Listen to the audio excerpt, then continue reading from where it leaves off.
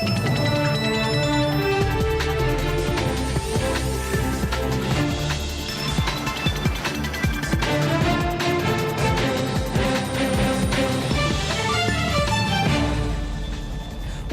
bom dia para você aí de casa nesta sexta-feira. Hoje é dia 28 de setembro. Final de semana já chegou, hein? Fique juntinho comigo. Até a 1h da tarde tem muita coisa boa hoje aqui no RF com você. Curioso para saber? Então, olha só. Falso pastor é preso por estelionato. Ele agia em Limeira e Campinas. Banho clandestino de semijoias é fechado em Limeira. Os produtos químicos eram despejados na rede de esgoto. Câmeras de segurança gravam tentativa de latrocínio no Parque Jambeiro, em Campinas. Mãe é baleada na frente da filha no Rio de Janeiro. Ainda no Rio, homem é baleado e morre na frente da família ao tentar defender o filho de assalto. Empresa dona da cerveja proibida é investigada por suposta fraude. Tudo isso e muito mais agora no RF com você, que está apenas começando.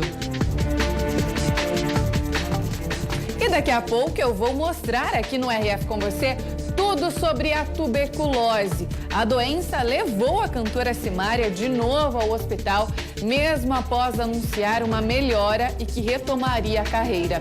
Em uma entrevista ao vivo, você vai saber como tratar a doença e como se prevenir. E abrimos essa edição com mais um caso de violência no Rio de Janeiro. Uma mulher foi baleada na frente da própria filha. Os criminosos queriam o carro dela. O socorro à vítima foi registrado por moradores que tentavam ajudar. Duala Fontoura Costa, de 28 anos, estava no carro com a filha de 8 anos. Ela foi baleada quando 2 criminosos em uma moto tentaram roubar o veículo. A motorista levou um tiro no ombro. A filha, que viu tudo, não ficou ferida. A criança foi bem orientada na hora, porque uma senhora que estava passando pegou, retirou ela do carro, levou para sua própria casa e lá a distraiu enquanto a ambulância chegava. Duala deve passar por cirurgia ainda hoje em um hospital particular. Os assaltantes fugiram sem levar o carro. No último mês, pelo menos 4 casos foram registrados na mesma rua, em Jacarepaguá. Uma das vítimas é essa empresária que não quer mostrar o rosto. Os criminosos levaram o carro dela. Eu tô traumatizada, cara. Eu chego aqui, eu fico desesperado. Este morador afirma que a violência na região só aumenta. Moro há 18 anos aqui, nunca tivemos esse problema e cada dia que passa está piorando. Eu tenho até fotos no meu celular com a cara dos assaltantes, já passei por um policial, passei por uma série de gente, estamos divulgando e estamos tentando montar uma comissão de moradores aqui da região e irmos ao batalhão, pedir uma providência, alguma coisa tem que ser feita. E ainda no Rio, um chefe de cozinha foi baleado e morreu ao tentar defender o filho de um assalto. A mulher dele, que está grávida, viu tudo. Agentes da Delegacia de Homicídios fizeram uma perícia no local. Testemunhas disseram que o ladrão aparenta ser menor de idade. A Polícia Civil analisa as imagens de câmeras de segurança para tentar identificar o rosto do criminoso. O circuito mostra quando este suspeito se aproxima de uma mesa. Ele pega o celular da mão de um menino que jogava videogame. Em seguida, um homem de vermelho enfrenta o ladrão. O assaltante armado atira e a vítima cai no chão. A mulher e o filho entram em desespero. A criança ainda está com o uniforme da escola. Eles pedem socorro. A vítima é Francisco Vilamar Pires, de 49 anos, chefe de cozinha em um clube militar na zona sul do Rio. O criminoso que fugiu a pé atirou 3 vezes. Um dos disparos acertou o rosto de Francisco. A mulher que presenciou o marido sendo morto está abalada e não quis falar com a imprensa. Parentes e amigos estiveram no IML para liberar o corpo. Jamais você imagina que vai acontecer uma coisa dessa com a sua família. Agora nós vamos falar sobre a situação de uma invasão aqui em Limeira. A reintegração de posse estava marcada para acontecer na manhã de hoje. E a repórter Karina Rossi está no local neste momento. Bom dia, Karina. Qual é a situação por aí? Bom dia, Larissa. Bom dia a todos que acompanham o RF com você. Nós estamos aqui na reintegração de posse que está acontecendo nesse momento. A situação por aqui é bem tranquila. A reintegração está acontecendo pacificamente. Os moradores não quiseram sair por conta própria, então a reintegração está sendo cumprida. Nós podemos observar aqui então em volta do local, o Boro vai mostrar pra gente sobre a estrutura que foi montada aqui no local. Temos polícia militar, temos os homens da Guarda Civil Municipal, e aí a gente pode observar toda essa movimentação. Temos também o pessoal da prefeitura do município que está acompanhando toda a ação. E agora a gente vai acompanhar imagens de como é que foi de manhã, porque hoje pela manhã, nós estamos aqui desde cedinho, houve também a saída de um pessoal do movimento dos Sem Casa, porque o que acontece? A gente está aqui em frente ao aterro sanitário do município e o pessoal que estava ocupando essa área da frente é do movimento dos Sem Terras. E um outro local aqui no município que também havia sido invadido é do movimento dos Sem Casas. Agora vocês estão acompanhando aí a movimentação que continua aqui no local da reintegração, que está em andamento. E sobre o período da manhã que nós vamos ver imagens, é que o pessoal do movimento do Sem Casa, que também estavam programados de sair pacificamente, deixar o local, eles deixaram o local hoje pela manhã. Tem até as imagens aí de uma família ou outra no local ainda que estava se preparando para sair. Porém, eles deixaram esse local, mas fizeram uma nova ocupação. Essa nova ocupação aqui na cidade de Limeira mesmo, no bairro Lagoa Nova. Esse local, essa área que eles foram para o bairro Lagoa Nova, é uma área da prefeitura, só que essa área ela está em negociação, está em trâmite, em processo, para ser doada para o estado, porque ali vai ser construída uma escola estadual do Jardim Lagoa Nova. Inclusive tem um início já de construção naquele local, vocês podem acompanhar pelas imagens. E esse pessoal, eles estavam mesmo já montando os barracos, inclusive, já com toda a estrutura que foi tirada da ocupação que eles deixaram aqui na área do Horto, eles já estão montando tudo novamente neste novo local. Então nós temos aqui agora, voltando para nossa área aqui, olha, o pessoal da Polícia Militar, estão chegando mais homens da Polícia Militar para ajudar nos trabalhos, mas tudo acontecendo pacificamente. Dá para ver uma movimentação bastante grande. O pessoal da prefeitura também está retirando, desmanchando os barracos existentes, colocando tudo para dentro dos caminhões. E todo esse material que está sendo tirado daqui, ele vai ser deixado numa área aqui próxima mesmo, ao lado do aterro sanitário, que são telhas, madeiras, enfim, tudo que está sendo tirado dos barracos que estão sendo desmontados. Ainda existe uma movimentação de pessoas também, podemos se dizer que uma ou duas famílias, talvez até menos que isso, mas cerca de 10 pessoas ainda do movimento Sem Terra estão no local, que são as imagens que o Boro está mostrando agora. E agora a gente vai conversar com o secretário de Assuntos Jurídicos aqui da Prefeitura de Limeira para falar como é que vai ficar a situação em relação à nova ocupação, porque era para o pessoal ter deixado o local e acabado por aí, né? Só que não, eles fizeram uma nova ocupação. E essa nova ocupação é do movimento dos Sem Casa.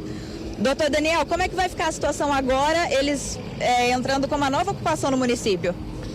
Foi uma situação até um tanto quanto estranha, porque o movimento dos Sem Casa estava em contato com representantes do governo do estado para fazer o cadastramento deles, assumiu o compromisso de sair da área do Horto Florestal, mas invadir uma outra área que está destinada a uma escola estadual, a qual já estava em construção pelo governo do estado.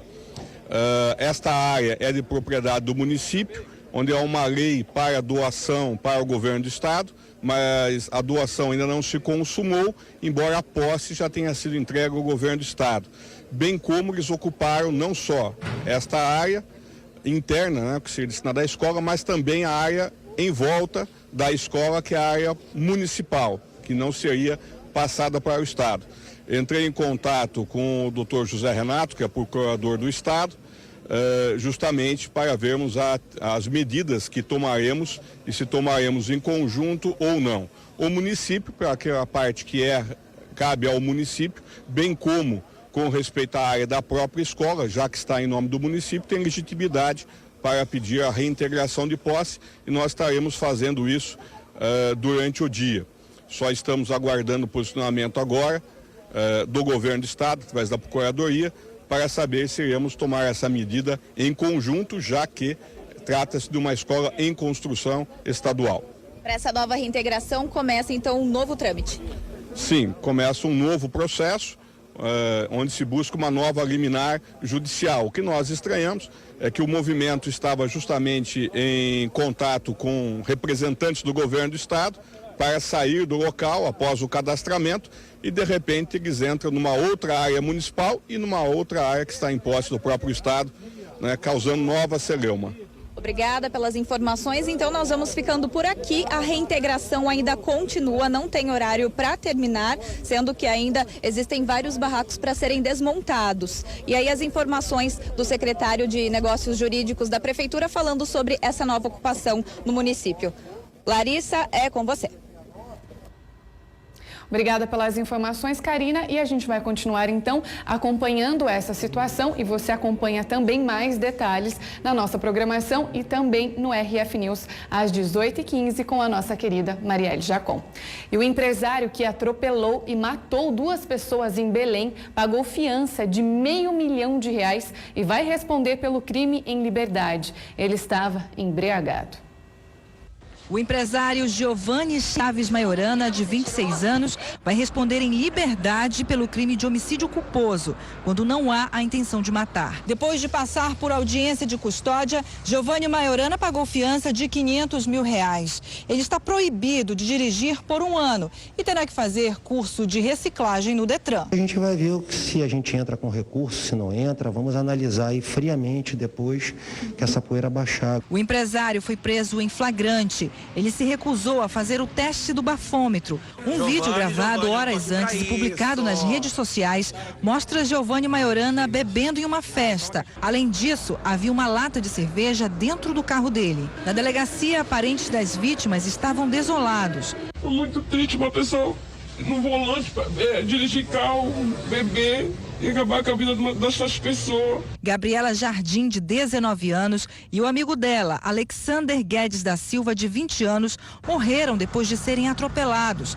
Os dois esperavam um táxi do lado de fora de uma casa de shows em Belém, quando foram atingidos pelo carro de luxo dirigido pelo empresário.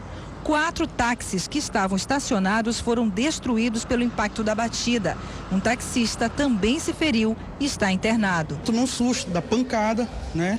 Que eu fui ali, pulei com o outro companheiro que está lá embaixo, né? E aí a moça voou, né? Quase em frente à casa de show lá e veio a óbito, né? E a polícia prendeu em Sumaré um falso pastor que agia em Limeira e em Campinas. Ele ganhava a confiança de fiéis e depois aplicava o golpe. Outras 2 pessoas foram detidas com ele.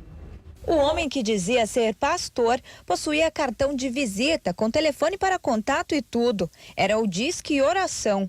Ele agia junto com mais 2 pessoas. Outro homem, que informava ser o pai, e uma mulher que era apresentada como esposa dele e advogada. Detido na cidade de Sumaré, o indivíduo tinha ainda na residência esses papéis para a recolha de dízimos e ofertas. Ele se dizia fazer parte de uma igreja da cidade de Campinas. Foi um trabalho de investigação realizado pelo investigador Onofre e Ricardo dessa unidade, juntamente com o apoio da DIG local. Nesta data conseguiu prender no município de Sumaré pessoas que estavam comparecendo aqui no município de Limeira, no bairro Graminha, em uma igreja se intitulando Pastor e Delegado, juntamente com mais 2 pessoas, que uma em tese seria o pai dele e a outra a esposa dele, advogada. Atendiam solicitações de várias pessoas, pessoas com problema no casamento. Ele falou que faria faria o divórcio junto ao fórum, que a esposa seria advogada. Ele disse que conseguia tirar a pontuação da carteira de habilitação, disse que conseguia comprar moto de leilão. E com esse ardil ele conseguiu ganhar a confiança das pessoas, vários fiéis, e conseguiu um bom dinheiro para essa associação criminosa aí. De acordo com o delegado, o homem oferecia serviços diversos à população e chegava até fazer encontros de oração na casa de fiéis. Constatamos que ele admitiu que de fato não é pastor, mas ele conseguiu entrar nessa igreja e depois que ele conseguia a confiança dos fiéis, ele chegou inclusive na casa dos fiéis para proceder oração, inclusive chegou a comer bolo na casa dos fiéis e depois, mediante ardil, conseguia tirar dinheiro deles. A partir do momento que ele conseguia tirar dinheiro, depois eles bloqueavam as vítimas pelo aplicativo do celular. O falso pastor de 44 anos falou com a reportagem e afirmou não ter feito vítima nenhuma. De fato que nós vinha sempre aqui em Limeira evangelizar, nós conhecemos essa família deu com as mãos dele e nos acusou que roubou. Foi isso daí. Ninguém falou delegado, ninguém falou polícia para eles. Simplesmente eu falei minha profissão, pintor. Foi isso daí. Agora, se eles acrescentaram isso daí, em juízo a gente fala. Sou tenderante. Tenderante é um pastor que se convida para pregar nas igrejas. Mas na Deus Amor era obreiro. O trio foi indiciado por estelionato e o casal, que se passava por pai e esposa do falso pastor, era procurado pela justiça. E na detenção dessa manhã, dessas 3 pessoas que estavam na casa, elas não queriam, tivemos certa dificuldade em elucidar a verdadeira identificação. Conseguimos verificar durante o dia que 2 delas, a mulher está procurada pela justiça, o suposto pai dele está procurado pela justiça também, e ele só estava passando o nome falso porque ele teve um problema no município de Ipeúna 2 anos atrás e ele temia estar procurado pela justiça. Eles foram indiciados por estelionato em concurso material com associação criminosa e há indícios de que, muito provavelmente, ele tenha feito vítimas em outros estados da federação. Então, nós estamos tomando como providência, nós coletamos todas as impressões digitais para confronto, para ver se realmente ele é essa pessoa que ele está dizendo que agora é. E o jardineiro Marcelo Soares de Moraes Silva, de 31 anos, acusado de matar uma estudante da Unicamp aqui em Limeira, foi condenado a 36 anos de prisão em regime fechado, após júri popular nesta quinta-feira. A jovem Sandy Andrade Santos, de 21 anos, foi esfaqueada após uma tentativa de estupro em março de 2017. O crime causou comoção na época. O homem, que estava preso desde o ano passado, cumprirá pena por sequestro, tentativa de estupro e homicídio qualificado. A denúncia foi integralmente aceita. Foram 30 anos por homicídio qualificado, 1 ano e 6 meses por sequestro e 4 anos e 6 meses por tentativa de estupro. O julgamento durou 7 horas. A defesa do acusado afirmou que deve recorrer para reduzir os qualificadores ou pedir a anulação do júri. E a empresa que fabrica a cerveja proibida está sendo investigada por sonegação de impostos. De acordo com as investigações, o grupo cometia 3 tipos de fraudes. 600 mil latas e garrafas de cerveja sem nota fiscal. Foi uma das descobertas dos auditores da Secretaria da Fazenda de São Paulo, nesta filial da Companhia Brasileira de Bebidas Premium, que fabrica a cerveja proibida em Jarinu, no interior de São Paulo. O local foi um dos 20 alvos da Operação Happy Hour, em 11 cidades do estado, para apurar sonegação de impostos. Os fiscais também estiveram no escritório do Grupo Morizono, que controla a cerveja neste prédio da capital paulista. Essa investigação começou tem 3 meses, através de uma delegacia regional tributária do interior, que identificou que esse grupo emitia documentos fiscais e o tipo de operação indicado não condiziam com a real circulação de mercadorias. De acordo com as investigações, o grupo cometia 3 tipos de fraudes. Simulava vendas para supostas empresas exportadoras em outros estados. Esse contribuinte paulista, ele emitiu uma nota de remessa para exportação para uma exportadora localizada em outro estado. O que o fisco investigou? Que em algum dos casos essa exportadora nem existia Em todos eles não havia nenhum tipo de registro ou declaração de exportação. Ou seja, essa mercadoria nunca deixou o país. Quando a venda é para um atacadista ou varejista, a cervejaria precisa pagar na origem todos os impostos da cadeia produtiva. Mas a empresa emitia nota de venda para outro fabricante. Assim, ela recolhia somente parte dos impostos devidos. Além disso, o grupo emitia uma nota de venda e em seguida fazia outra de devolução. Dessa forma, simulava que a mercadoria tinha voltado para a empresa e isso isentava a cervejaria de pagamento de imposto. O que chamou a atenção do fisco paulista foi o volume de emissão dessas notas, né? Algo que beirava 1/3 das operações de venda. Um volume bastante significativo. Dos 23 endereços que foram alvos da operação, 7 no estado de São Paulo não foram localizados. Outras 3 empresas, em Duque de Caxias e em São Gonçalo, no Rio de Janeiro, e em Simões Filho, na Bahia, eram de fachada. Os documentos e arquivos digitais encontrados nos outros endereços foram recolhidos e estão sendo analisados. Segundo a Receita, as fraudes se estenderam por 1 ano e 8 meses. A fabricante da cerveja teria deixado de pagar R$100 milhões em ICMS, Imposto sobre Circulação de Mercadorias e Serviços. Em nota, o grupo Morizono disse que não teve acesso aos autos, por isso está impossibilitado de comentar a ação fiscal.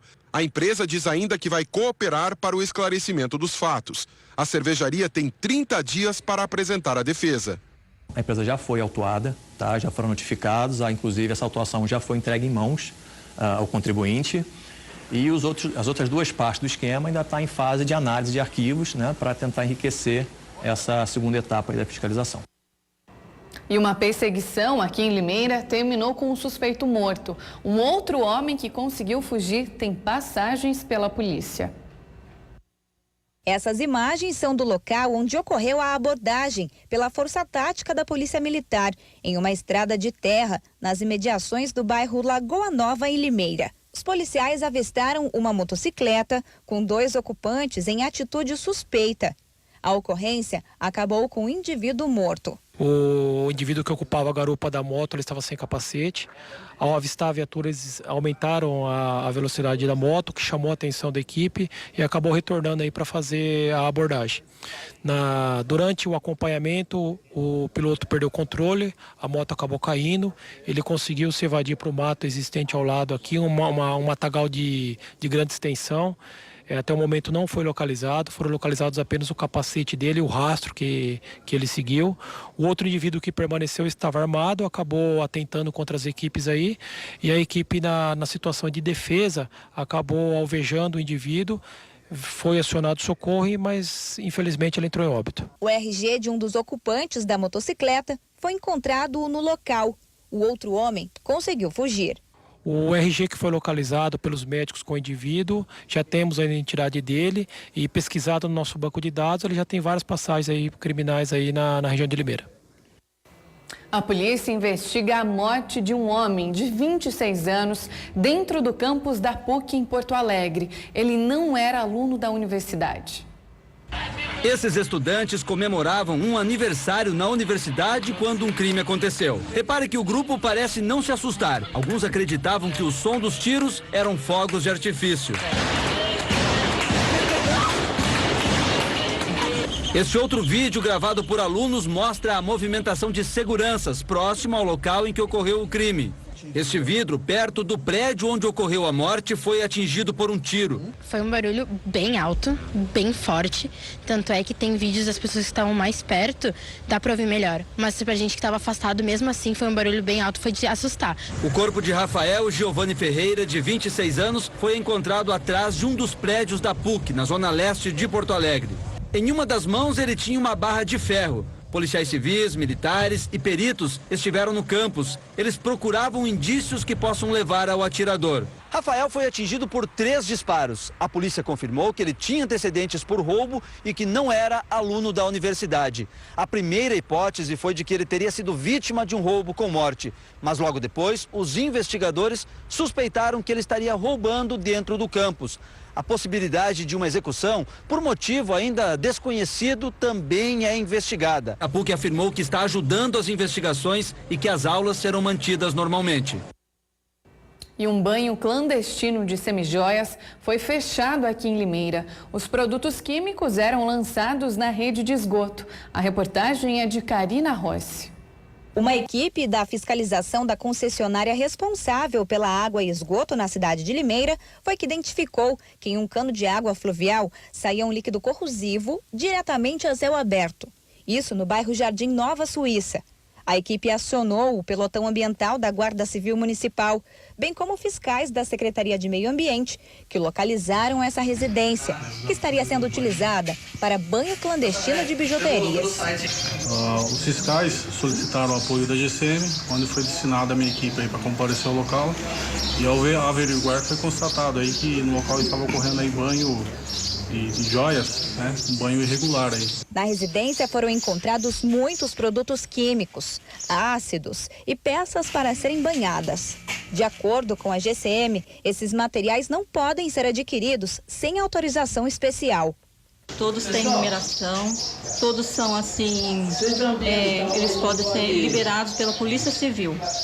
São produtos químicos altamente tóxicos. E 22 pessoas foram presas, entre elas uma grávida, durante uma operação da polícia contra o tráfico, contra uma quadrilha envolvida com tráfico de drogas. Um alicate é usado para arrombar o portão. Polícia, a casa está cercada. Polícia, vamos pra cima. A polícia procura por integrantes de uma quadrilha de tráfico de drogas. Os agentes chegam ao homem conhecido como VB. Ele é o chefe do tráfico em Guaratinguetá, no interior paulista. Foi preso enquanto tomava banho e sai algemado de casa. Os agentes se espalham por ruas e vielas. A polícia chega a uma casa em construção, onde está um dos procurados. Polícia, cadê o Wesley? Cadê ele? Wesley, vamos pra cima, hein, polícia! Polícia! Vai, polícia, deita aí! Deita, vai! O homem é preso. Neste outro local, um suspeito desconfia da chegada da polícia e tenta fugir. Falou, deita aí! Deita aí, maluco, deita aí! Deita, vira pro chão! Os agentes vasculham todos os cômodos e móveis. As buscas são feitas até no telhado. O homem é preso por porte ilegal de arma de fogo e munições. Em uma outra casa, o homem conseguiu fugir antes da chegada dos agentes. É aqui que é o quarto dele? É meu e dele. Mais de 70 policiais trabalharam na Operação Nexus, nas cidades de São José dos Campos, Pindamonhangaba, Guaratinguetá e Lorena, além da capital paulista. 22 pessoas foram presas, sendo 7 mulheres, dentre elas, uma grávida. As investigações começaram há 6 meses depois de um homicídio em Guaratinguetá. A polícia descobriu então que um presidiário de uma cadeia de segurança máxima coordenava as ações na cidade. Na última quarta-feira, aqui em São Paulo, a polícia chegou a uma outra peça-chave do bando, o homem que fornecia a droga para a quadrilha. Nestas imagens de julho, a polícia descobre um ponto estratégico dos traficantes, no meio da mata, em uma região de Manguezal. A droga estava enterrada em sacos de lixo. São aproximadamente 20 quilos de cocaína. Eles tinham o hábito de embalar durante a noite. Então, quando os policiais da DISE chegaram no local e localizaram essa droga, inclusive os indivíduos cercaram essa mata e trocaram tiros com os policiais. Como o local é de difícil acesso, esta corda era usada para passar a cocaína de um lado para o outro. Por ela, também vinha o dinheiro do comprador. Nesta quinta-feira, a investigação apreendeu celulares. Eles são a ponte entre a quadrilha e o líder, que se comunicava de dentro da prisão. A gente percebe aí muitas conversas feitas por aplicativos, né? E que foram possibilitando a identificação dos demais membros dessa organização até chegar no grupo, que é esse indivíduo que está preso e que mantém o contato aqui fora. E clima seco, pouca chuva, dias de muito calor, tudo isso faz os reservatórios de água que abastecem a região metropolitana de Campinas ficarem com os níveis mais baixos. O Vinícius Boé foi conferir a situação do rio Atibaia e já vem o alerta, viu? É bom economizar água. O rio Atibaia passa por 20 cidades da região de Campinas. Quem observa o nível de água deste ponto no distrito de Sousas, nota que a situação é crítica. Através das margens do rio, porque quando a gente sempre passa aqui, normalmente aquelas primeiras raízes da árvore elas estão submersas. E tanto que você vê o sinal mais escuro no pé da ponte, que é o nível legal do rio. E hoje, por falta de chuva, ele está bem baixo. Abaixo, menos, quase 1 metro a menos já. O nível da água era sempre ali assim, ó, lá mais ou menos no meio ali. Tinha nessa época do ano, mesmo sem chuva, tinha bastante água. Mas de uns anos para cá, tem hora que chovendo o nível do rio continua baixo, porque eu não sei. Baixou bastante, nossa, a gente que é morador daqui, né, conhece o rio Atibaia, aquele areieiro que tem ali, né, não aparecia, né, tem muitas coisas, pedra que não aparecia, baixou bastante. O volume de água por aqui é bem próximo ao nível mínimo considerado pelas autoridades. O sistema Cantareira, que reflete muito nos rios Atibaia e Jaguari, opera hoje com 34% da capacidade. A situação foi provocada pela estiagem nos últimos meses. De fato, o estado é de alerta, mas só o volume de chuvas agora na primavera é que vai definir a situação. Para esse ano 2018, a água existente nos reservatórios é capaz de abastecer tanto a Grande São Paulo quanto a nossa região. Portanto, até o final do ano, eu descartaria qualquer risco de desabastecimento para aqueles municípios que são abastecidos pelo rio Atibaia e pelo rio Jaguari. Porém, é preciso ter uma visão mais plurianual de vários anos, porque é preciso aguardar as próximas chuvas do ano que vem para ver qual que vai ser o comportamento dessas represas dos rios, quanto que eles vão, essa chuva que virá conseguirá encher esses reservatórios, para daí sim a gente fazer um planejamento para o próximo ano e dizer se a situação será mais crítica ou menos crítica do que a gente está vivendo agora em estado de alerta do sistema Cantareira. O jeito é economizar. Afinal, o consumo inteligente vai bem em qualquer época do ano. Bom, a solução passa por todos os setores, né? A indústria fazendo uso racional através do reuso, mudanças tecnológicas, os municípios fazendo combate ao desperdício e às perdas na rede, a agricultura trocando seus métodos de irrigação e para o cidadão, aquelas práticas comuns que tanto a gente ouve falar por aí, às vezes quando a chuva vem, as pessoas esquecem um pouquinho do banho mais rápido, do fechar a torneira no uso, de lavar a roupa com mais capacidade para usar menos água, e isso volta para o cidadão de várias formas, volta no sentido da capacidade de atração de investimentos e geração de emprego nessa região, volta nos custos de tratamento, que é quanto menos água eu tiver no rio e naturalmente a qualidade piora, eu preciso gastar mais produtos químicos, mais energia para fazer esse tratamento. Então, o cidadão faz parte de uma solução coletiva que volta para ele da forma da tarifa, na forma, por exemplo, na atração de investimentos e geração de emprego.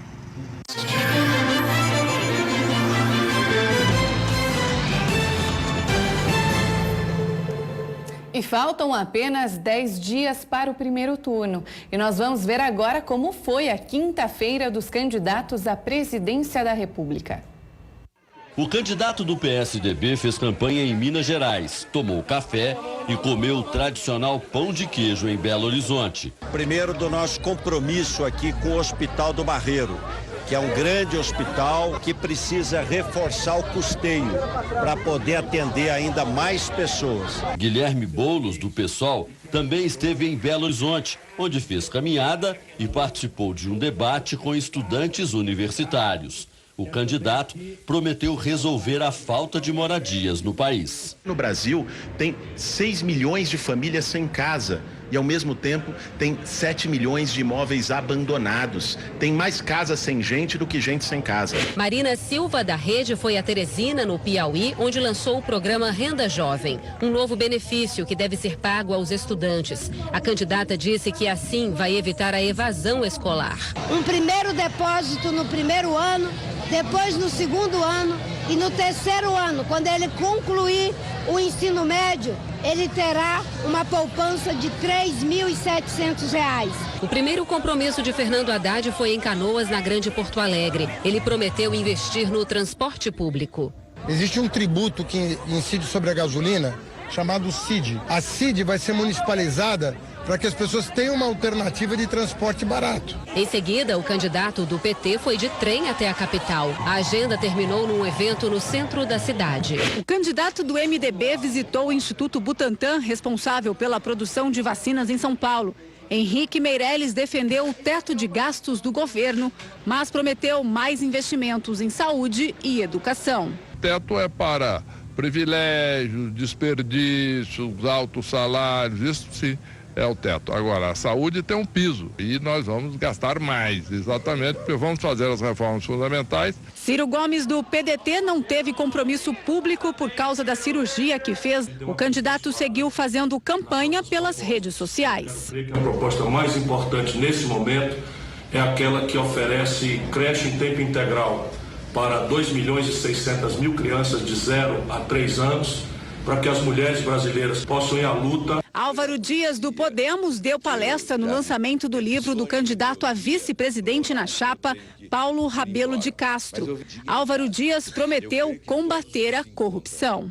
Para trazer de volta os investimentos que foram expulsos do Brasil, sem dúvida o Brasil vai crescer em média 5% ao ano e vai gerar bem mais do que 10 milhões de empregos. Cabo Daciolo, do Patriota, esteve numa feira religiosa em São Paulo.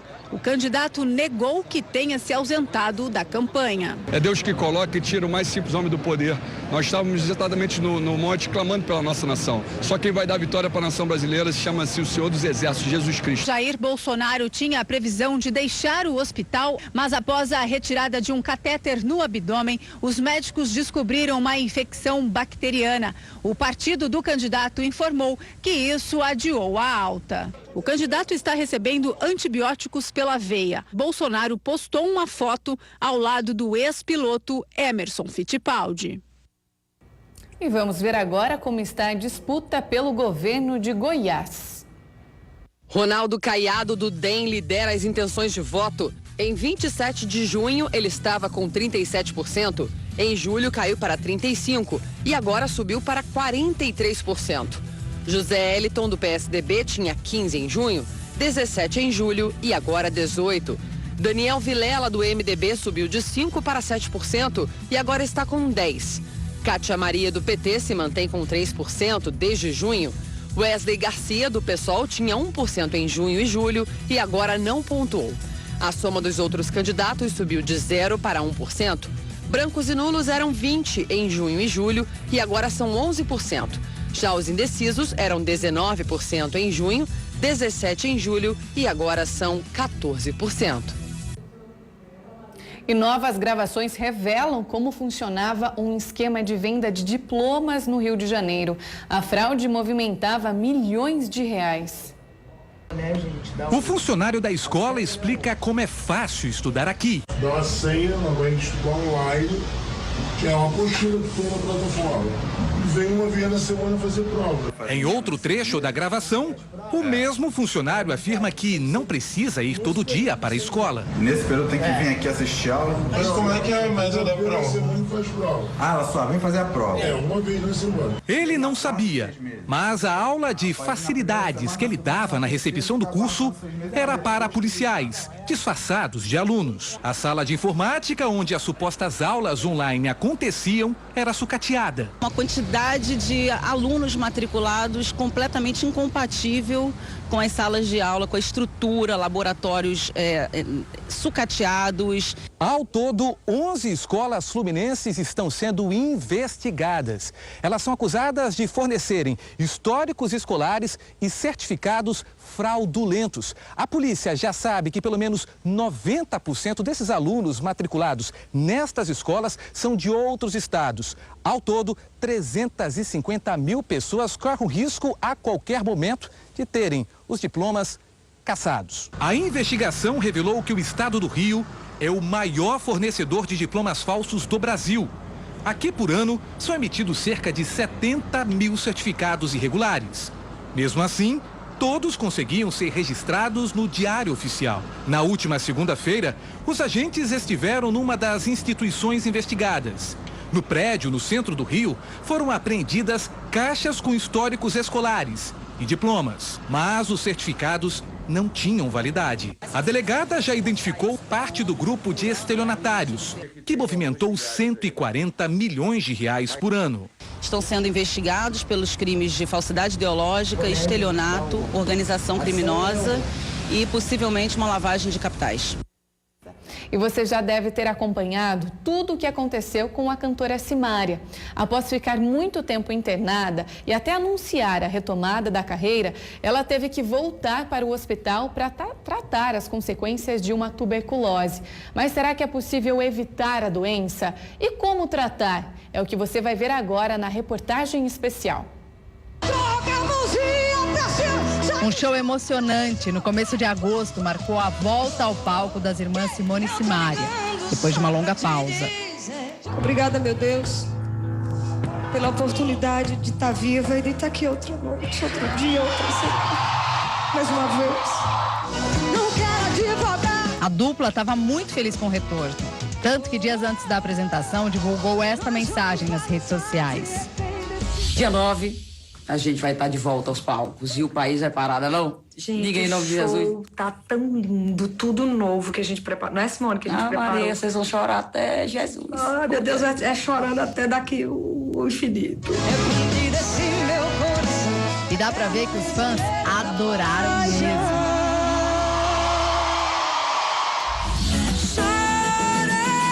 Nas semanas seguintes, Simone e Simária pegaram a estrada. Fizeram vários shows.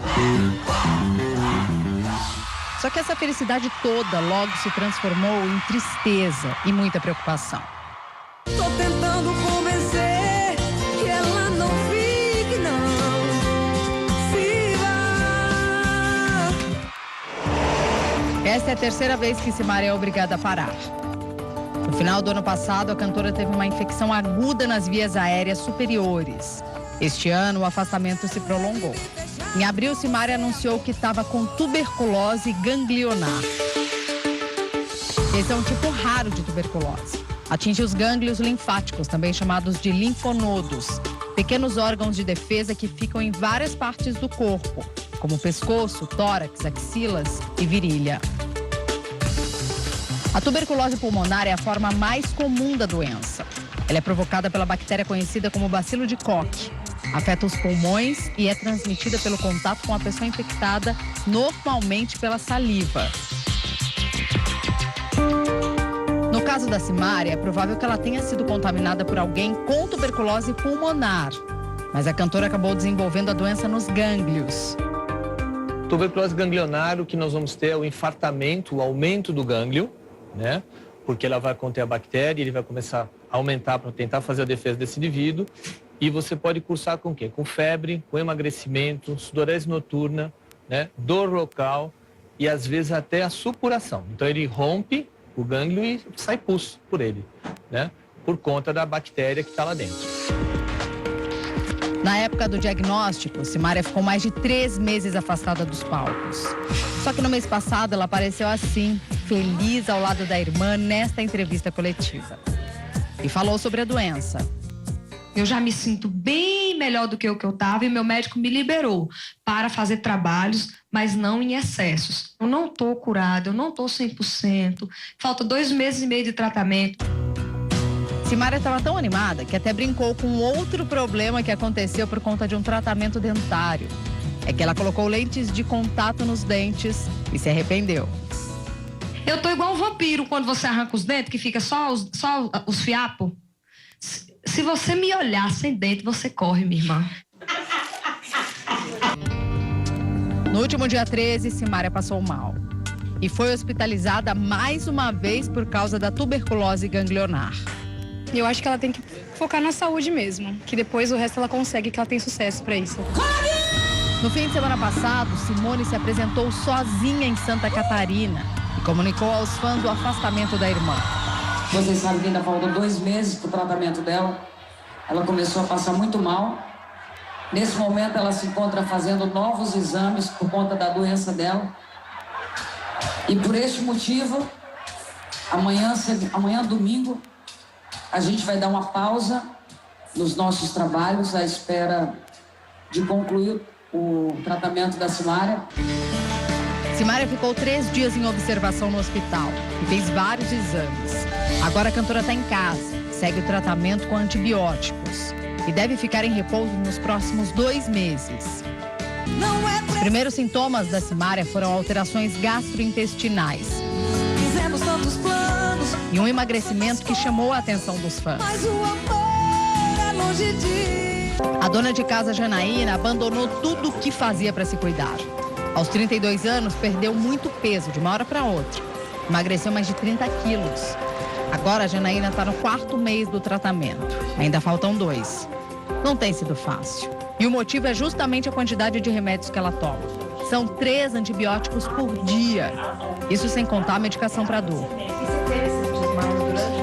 Eu sinto muita dor óssea, muito vômito, muita fraqueza. Não aguentava subir ladeira. Aqui tem muito morro onde eu moro. Eu subia um pouquinho ali, eu já tinha que sentar. Tinha vezes que eu tinha que voltar. É duro, mas ela não desanima. Mas uma coisa que eu notei desde o momento que eu cheguei é o teu sorriso. Ele parece que tá firme e forte. É, porque Deus me ajudou, né? Eu nunca perdi a fé. Eu tava morrendo. Tive pneumonia aguda, tive uma parada respiratória. Eu achava que eu ia. Falava, Senhor, eu tenho meu filho para criar. O filho Daniel e a família toda seguem ali firmes ao lado da Janaína. Só não aperta muito, hein?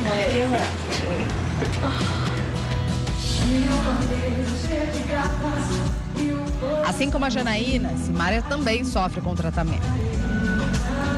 O amigo dela contou que às vezes ela sente náuseas, fica um pouco inchada e até irritada. Afinal de contas, a medicação que precisa usar é forte. Pode causar, sim, náusea, pode causar vômito, mal-estar, às vezes inespecífico, pode até ter hepatite por conta da medicação. Mas isso é a minoria das pessoas. A maioria delas não tem sintomas, passam muito bem. O tratamento, quando bem conduzido, quando bem utilizado, ele é super eficaz. Os infectologistas explicam que o que aconteceu com ela agora faz parte do tratamento. Este especialista diz que em alguns casos a recaída pode ser provocada por alguma doença mais grave. Normalmente são pessoas que já são mais debilitadas e que já teriam dificuldade de se recuperar não só contra a tuberculose, mas por outras situações também, outras infecções. Então, a tuberculose vai trazer uma debilidade maior em cima delas que já estão debilitadas, né? Quando soube que precisava se afastar novamente, Simária mandou uma mensagem para os fãs. Ela escreveu: meus amores, não é fácil ter que parar mais uma vez. Dei, como sempre, o melhor de mim. Mas, infelizmente, ainda não estou pronta para voltar à estrada com a agenda de shows. Agradeço a cada oração e carinho que tenho recebido. Agora vou me cuidar para, em breve, voltar e levar a minha alegria para todos os nossos fãs. Ao lado da minha irmã Simone. Amigos da música deixaram uma mensagem para Simária. Imagino que não está sendo fácil para você, para sua família, para o Brasil, para os seus fãs que te amam tanto. Mas fica firme aí, tá bom, minha amiga? Força. Tô aqui torcendo aqui para dizer para as meninas aí, toda a luz do mundo, que Deus está no comando. E logo, logo, se Deus quiser, vocês estarão nos palcos aí, fazendo aquilo que vocês sabem fazer de melhor, que é encantar as pessoas. Nós estamos aqui, nós e o Brasil inteiro, torcendo para que você volte o mais depressa possível a nos dar toda a alegria, né, Clebão? É isso aí, o palco e o Brasil tá esperando por você. Força, Simária! Os fãs, claro, também estão na torcida. Força, Simária! Força, Simária! Tudo de bom. E mostram que já estão bem afinados para o próximo encontro. Não quero advogado, quero regime fechado com você, amor. E o doutor José Eli Batistella já está aqui nos nossos estúdios e ele vai nos ajudar a esclarecer sobre esse tema. Seja bem-vindo mais uma vez, doutor. Obrigado ao público, obrigado a vocês pelo convite. Para começar, doutor Eli, tuberculose é uma doença grave, né? Sempre deve ser considerada como tal. Ela tem um tratamento longo, persistente, e quanto mais precoce o diagnóstico, mais chances de cura ela tem. E o que é a tuberculose? Tá. É uma doença infecto-contagiosa, transmissível através da via respiratória, através da tosse. Só para vocês terem uma noção de como funciona isso, o bacilo de Koch, quando você faz uma tosse, você está contaminado, normalmente ele sobrevive ao ar umas 8 horas. Diferente de um vírus da gripe, que é em média 2 horas e meia, 3 horas, que fica com a propensão de passar para outro paciente. Então, realmente, quem tem contactante, realmente, ou sabe que tem, a gente depois faz um rastreamento em volta do paciente que tem a tuberculose, aonde ele foi, para a gente cercar essa situação com tratamento preventivo para não desenvoltura da tuberculose. E nós vimos ali na reportagem que a Simária teve, né, a tuberculose ganglionar. Existem outros tipos? Certo, existe várias formas de apresentação da tuberculose. A mais comum é pulmonar, que todos mais conhecem, né, que chamamos as pessoas de tísicas, que é da tuberculose. Tem na pele, tem em todos os órgãos, na parte óssea, na parte do fígado, em qualquer outro órgão pode ter a transmissão via sanguínea, né? Então, pode, à distância, apesar da parte respiratória ser o fator de entrada, porque é através do ar que você recebe essa bactéria e faz a progressão dela de acordo com o seu sistema imunológico. E os sintomas são sempre os mesmos? Os sintomas são, na verdade, a pessoa começa com uma tosse produtiva, persistente, febrícula de 37,5 a 38, geralmente no final da tarde. À noite tem uma sudorese, que é isso que é interessante. À noite faz uma sudorese e a pessoa começa a desenvolver um cansaço fácil e um cansaço crônico. E o emagrecimento, porque inibe um pouco o apetite, você vai emagrecer. E aí realmente que é alerta para procurar um profissional para poder fazer o diagnóstico. Então, o principal sintoma, né, que dá aquele start, assim, que chama a atenção para a doença, é quando a pessoa começa realmente a emagrecer demais, né? Emagrecer e tosse persistente. São os 2 sintomas mais primários que tem, depois a febrícula e a sudorese noturna. São esses 4 sintomas mais comuns que a gente encontra no paciente com tuberculose. E eu queria que o doutor falasse um pouquinho do tratamento. Quando a gente descobre, recebe o diagnóstico da doença, realmente precisa parar, né? Tá, na verdade a gente faz pesquisa de um BAR, do escarro, para fazer o diagnóstico, um raio-x de tórax, né? E para ver se está dando positivo ou não, principalmente o exame de escarro. Aí você vai executar um tratamento que é antibiótico terapia, normalmente é a associação de 4 antibióticos que nós fazemos de tratamento a longo prazo e vai vendo a evolução do tratamento e da cura. Em média, de 2 meses a 6 meses um tratamento para TB. E se acontece como a Simária, que às vezes interrompe um tratamento, a doença volta, retorna todos os sintomas? Eu acredito, então, na verdade, ela deve ter tido, pelo estilo de vida que ela tem de fato, deve ter suprimido um pouco o sistema imunológico, uma alimentação não comum, ficando horas acordado por causa de shows. Ela desenvolveu uma forma ganglionar, que é uma forma mais complicada. Ganglionar é quando pega o gânglio, o sistema linfático que nós temos, e os nossos gânglios, eles infartam quando tem um processo infeccioso ou inflamatório. E quando aí se aloja, eles ficam túrgidos, cheios, a gente fala que eles ficam infartados. E alguns até supuram, como foi outro profissional que disse no programa. E a dela é uma forma mais grave, recidivante, e eu acredito que vai ter que fazer um tratamento muito maior do que ela já fez até agora. Como que as pessoas de casa não vão confundir a doença, talvez com uma gripe, com um resfriado? O que a gente faz para ficar mais atento?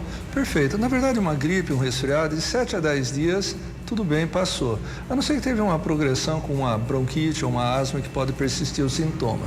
Mas nós, profissionais médicos que já temos a formação, nós sabemos que todo paciente com persistência de tosse produtiva, febre, 37,5 a 38, geralmente no final da tarde, e à noite uma sudorese, um cansaço, claro que você tem que fazer o raio-x de tórax, uma pesquisa de BAR realmente no escarro dele, para você descartar que não seja tuberculose. Porque quanto mais precoce o profissional fizer esse diagnóstico, melhor será o tratamento conduzido. E existe uma forma de evitar a doença? Tá. A doença, como ela é evitável? Na verdade, toda criança que nasce, a primeira vacina que se faz é a BCG. Aquela que fica a marquinha, né, doutor? Que fica a marquinha, exatamente, que é o processo reacional que dá na pele. Ele é feito pelo Mycobacterium bovis, até assim, com bactéria que faz essa vacina, e é aplicado geralmente até o primeiro mês pós-nascimento. Ou criança que nasce prematura, até atingir 2 quilos já pode fazer também. E alguns revacinam, às vezes após 5 anos, quando vê que realmente, digamos assim, não teve pega da vacina. É o nome que nós damos para quando ele não desenvolveu um processo de anticorpo reacional. Para quando ele tiver alguma, vamos dizer, uma bactéria não desenvolver formas tão graves. É uma forma de proteção.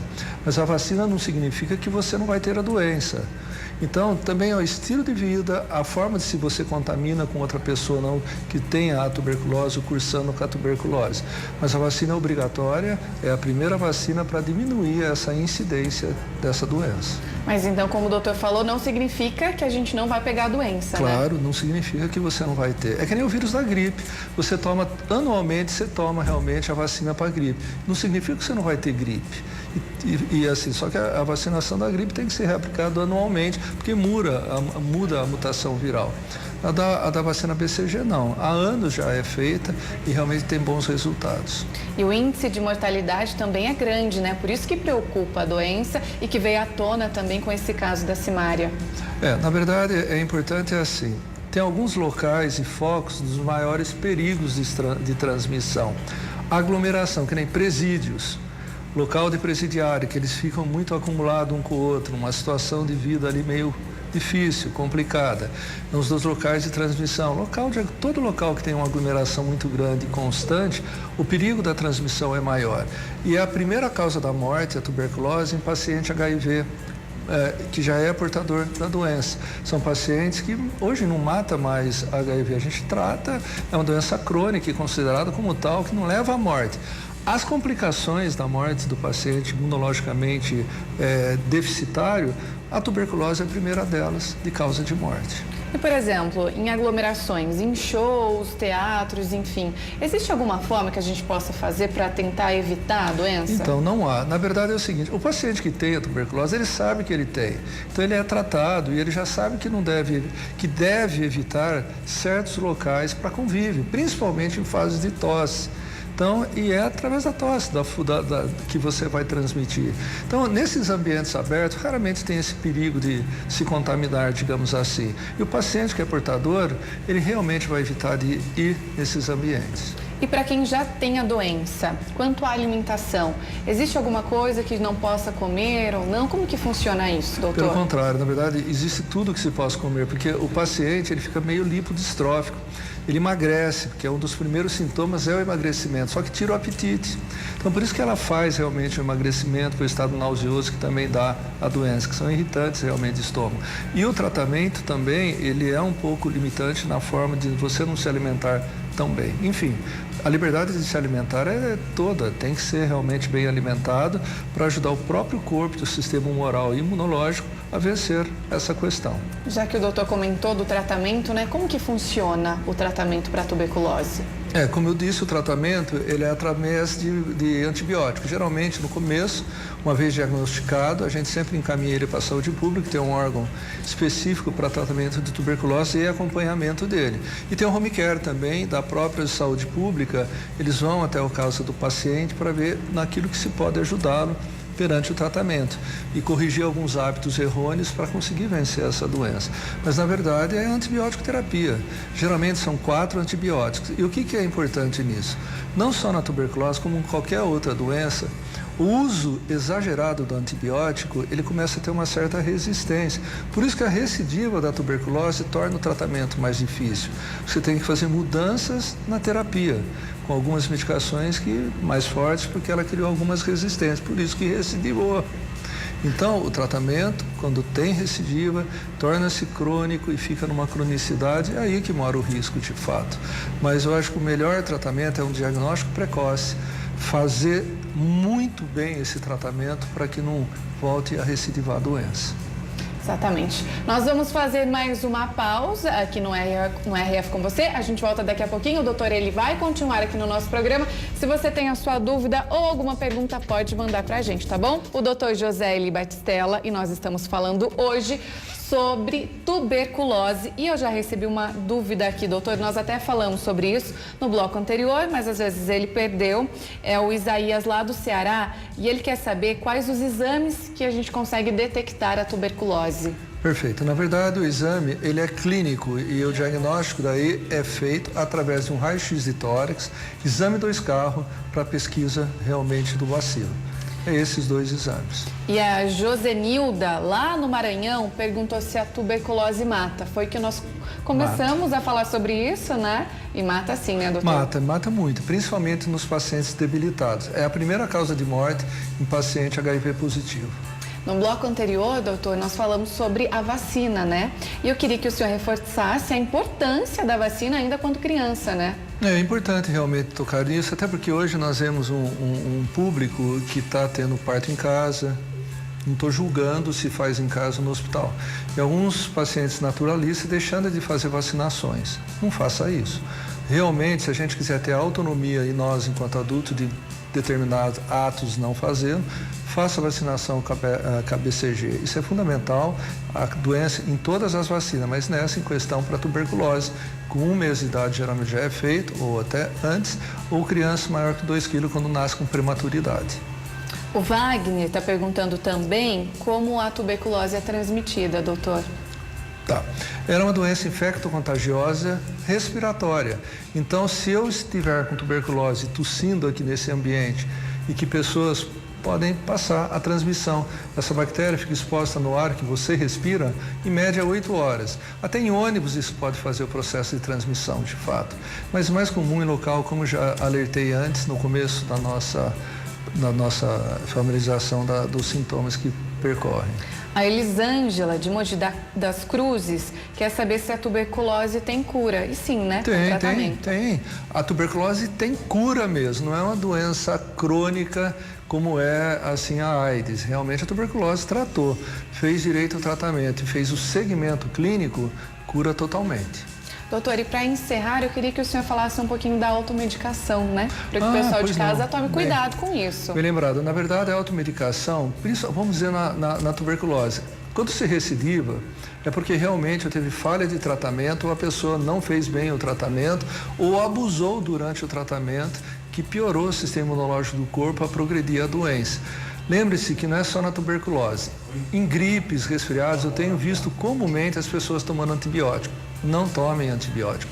Por favor, vá a um profissional, pode tratar, usar de medicações, algumas pequenas sintomáticas, mas jamais fazer uso, de antibiótico terapia sem uma prescrição confirmada por um médico.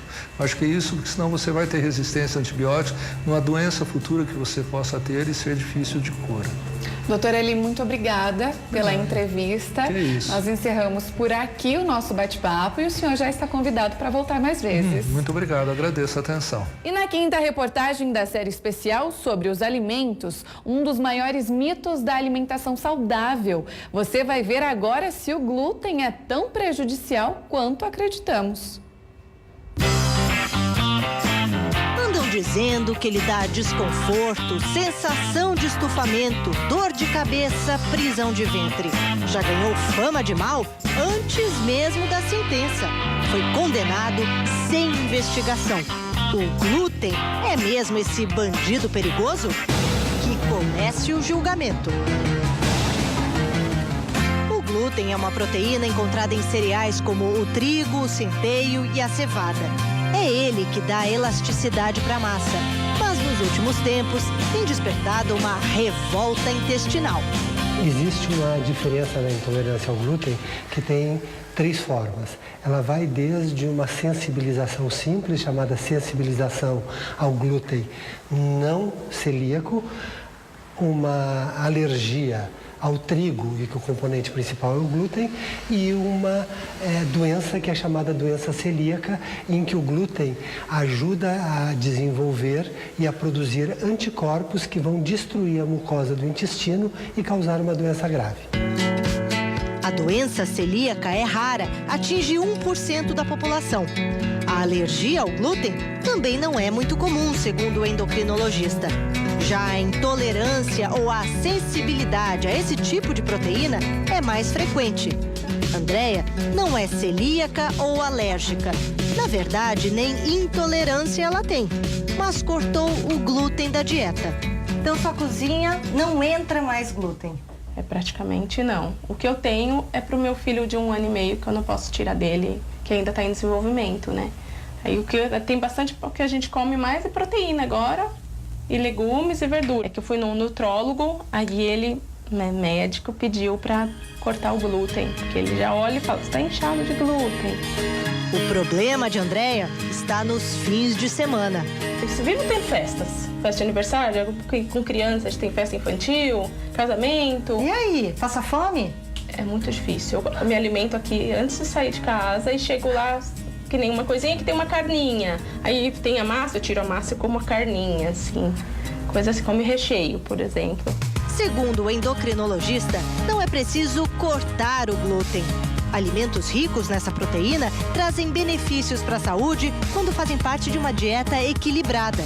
Ajudam a controlar a glicemia e os triglicérides, aumentam a absorção de vitaminas e melhoram a microbiota intestinal. O glúten, ele naturalmente já não causa esse efeito inflamatório no intestino? Não, ele pode causar em algumas pessoas.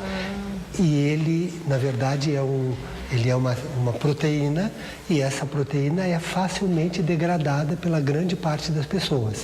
Se a intolerância ao glúten for leve e a vontade de comer um pãozinho irresistível, dá para recorrer a um conjunto de bactérias bem camaradas, o chamado levain. É ele o responsável pelo pão de fermentação natural. Sim, é uma colônia de bactérias, né? Uma colônia de leveduras naturais, composta aí de farinha, a levedura e água. E esse pão, essa levedura, ela é aliada da nossa digestão, né? Você estava contando por quê? Sim, a levedura natural, ela age no pão, no processo da fermentação, como auxiliando ao bom glúten, né? Ela trabalha o glúten de uma maneira mais digestiva, mais natural. Para os amantes de um pãozinho e não celíacos, o veredito: glúten absolvido. Para os intolerantes ao glúten, há substitutos à altura do trigo. O sorgo é um deles. Antes, comida de vaca, agora entra no rol dos queridinhos da dieta. Na realidade, existe um preconceito. Se a gente for para o interior dos nossos estados e falar, olha, vamos fazer alguma coisa com farinha de sorgo, o que você mais ouve é assim, não, isso daí é de bicho, né? E na realidade a Embrapa já vem fazendo pesquisas com um teor nutricional. Ele é um cereal riquíssimo em carboidrato, ele tem um teor de proteína bastante expressivo, por isso que ele foi usado durante tanto tempo para os animais. Mas ele é fonte de ferro e zinco. Então, incluir o sorgo na nossa alimentação melhora o seu perfil nutricional e, além disso, ele também tem uma atividade preventiva de várias doenças. E ainda tem uma vantagem: o preço. Quando a gente compara sorgo, amaranto, chia, o preço é um grande diferencial, o acesso é um grande diferencial. Então, todas as receitas que a gente faz com a semente da chia, por exemplo, ou com a semente do amaranto, a gente pode fazer com o sorgo. Os cereais ou grãos nada mais são que sementes, a origem das plantas. E por isso são riquíssimos em nutrientes. Muitos, como a chia ou a linhaça, ganharam fama pelas tais propriedades emagrecedoras. E nessa seara surgiu a mais nova moda, a noz da Índia, que vem da nogueira de Iguape, uma árvore ornamental de origem asiática. A promessa dessas sementes mágicas é de emagrecimento rápido, mas os efeitos são perigosos. Julgamento: a noz da Índia. Nas propagandas na internet, ela promete muitos benefícios, mas nenhum deles foi comprovado cientificamente. A Agência Nacional de Vigilância Sanitária proibiu a venda da noz da Índia depois de dezenas de casos de intoxicação. Mas é fácil encontrá-la. Nosso produtor entrou em contato com uma vendedora e, por mensagens de celular, combinou a compra da semente. O local da venda? Uma loja de gesso em São Paulo. Com uma câmera escondida, ele foi buscar o produto. A propaganda é convincente. Eu emagreci bastante, eu emagreci 23 quilos. É, tudo isso. Agora bem gordo. A vendedora ainda faz recomendações. Aqui dá para mais de 2 meses. E elenca os efeitos colaterais que, segundo ela, não são graves. E se ela sentir dor de cabeça, é normal, porque é uma coisa nova que vai entrar no organismo dela, né? Ela sentir algum sintoma, ficar meio com medo, não se preocupe, você pode me mandar mensagem. Porque tem gente que começa a tomar, sente algum sintoma e fica com medo e para. Mas é normal, porque é uma coisa nova no organismo. Pode dar enjoo também, como se ela estivesse grávida. Vai olhar a comida e não vai conseguir comer. É bem normal, é natural, mas é forte. Esta hepatologista explica que a noz da Índia contém toxialbumina e saponiona, 2 substâncias que causam diarreia, desidratação, vômitos e que podem levar à morte. Houve quadros de hepatite fulminante com o uso do produto e ele foi dito como hepatotóxico e foi recomendado não uso. Noz da Índia, condenada.